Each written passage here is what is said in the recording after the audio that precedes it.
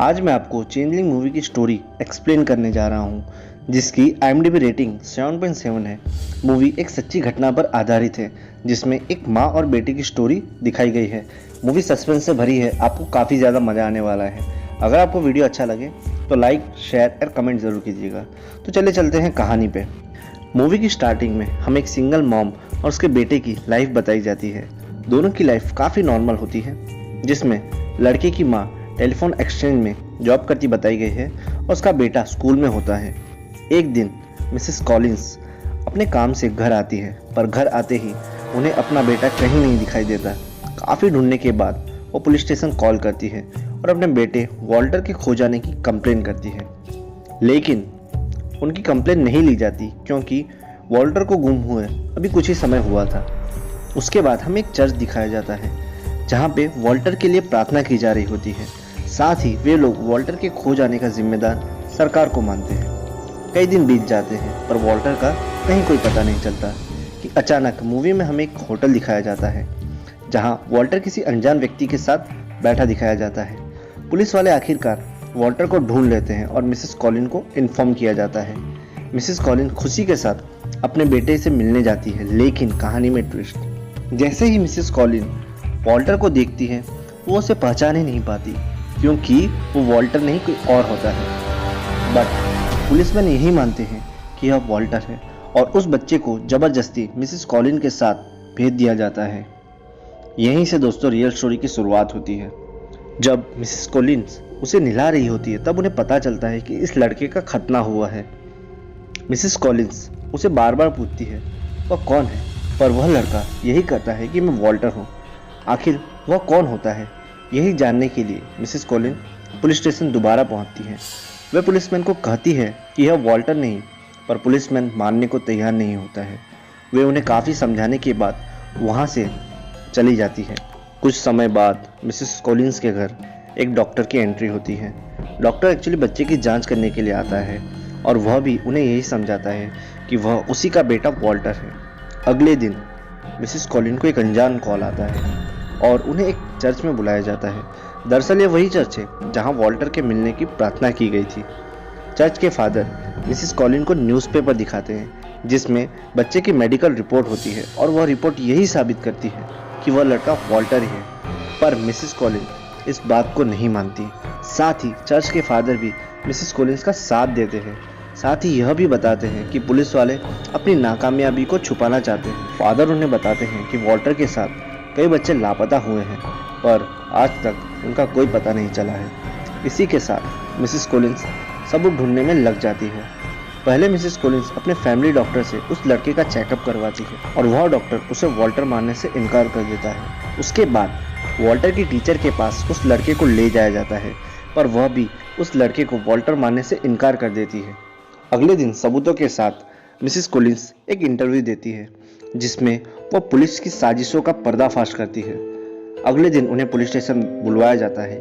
Mrs Collins को कई बार समझाया जाता है, लेकिन वह नहीं मानती है। इसी बात के चलते मिसेस कॉलिन्स को पागल करार दे दिया जाता है और उन्हें पागल खाने भेज दिया जाता है जहां पर कई सारी औरतें होती हैं।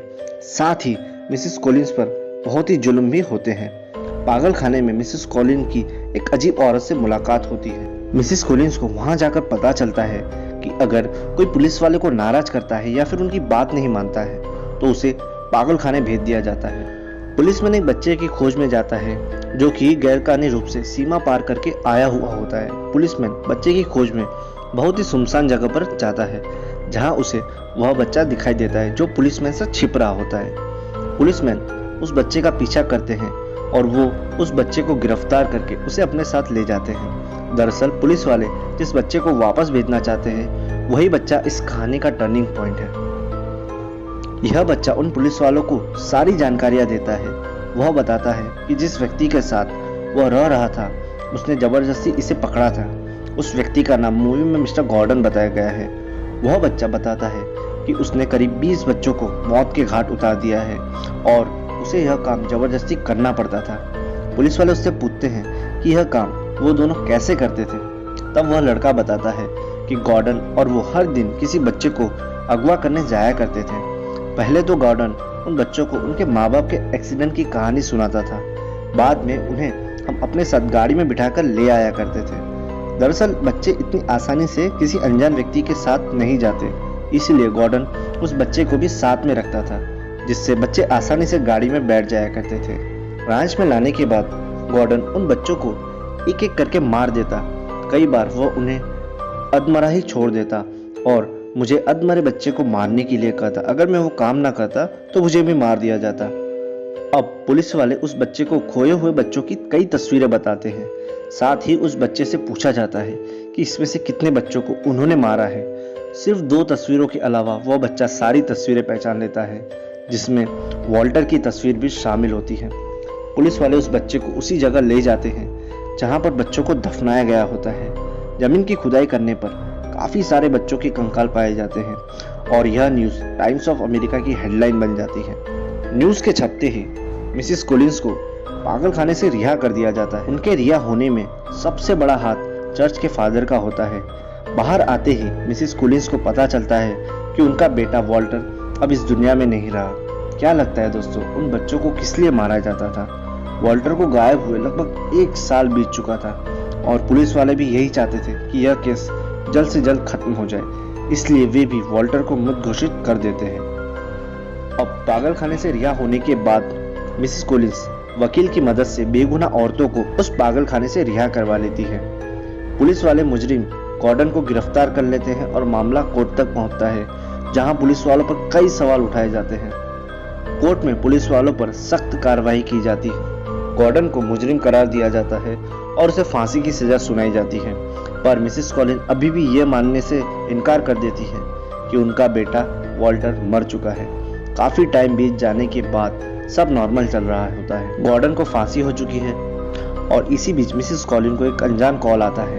उन्हें पुलिस स्टेशन बुलवाया जाता है। पुलिस वालों को एक अनजान बच्चा मिला होता है और बच्चा बताता है कि वॉल्टर जिंदा है।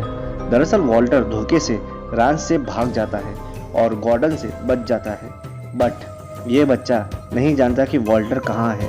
मूवी की एंडिंग में हमें ये तो बताया जाता है कि मिसेस कॉलिंस वॉल्टर को ढूंढना बंद नहीं करती, पर दोस्तों इतने साल बीत गए बट आज तक वॉल्टर मिसेस कॉलिंस को नहीं मिला है। दोस्तों अगर वीडियो अच्छी लगे तो लाइक, शेयर एंड कमेंट जरूर कीजिएगा।